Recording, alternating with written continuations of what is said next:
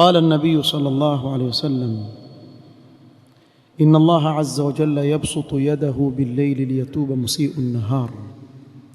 Allah subhanahu wa ta'ala huikunjua mikono yake usiku ili watubie waliofanya makosa mchana, watubie.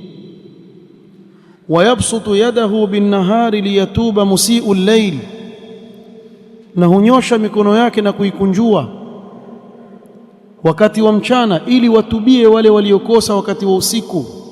Hatta tatlu'a ash-shamsu min maghribiha, mpaka jua litakapochomoza katika upande wa magharibi, pale mlango ya tauba ishafungwa. Allah subhanahu wa ta'ala ni mkarimu bwana, mwingi wa rehma.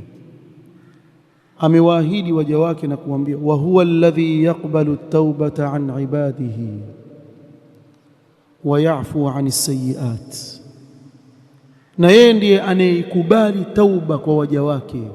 Hakuna anayekubali tauba isipokuwa nani? Allah. Hakuna malaika wala mtume katika mitume wa Allah wala mtu mwema wala wali, hakuna anayeweza kukufutia madhambi wewe isipokuwa Allah subhanahu wa ta'ala peke yake. Wa man yaghfiru dhunuba illa Allah, ni nani anayesamehe madhambi isipokuwa yeye Allah subhanahu wa ta'ala peke yake. Wa inni laghaffarun liman taba wa amana wa amila salihan thumma ihtada. Wa inni laghaffarun, sighat mubalagha, ni mwingi wa kusamehe mimi, kila ukitubia na kusamehe. Laghaffar liman taba, kwa yule atakayetubia mimi ni mwingi wa kusamehe, nitamsamehe, nimfutie madhambi yake.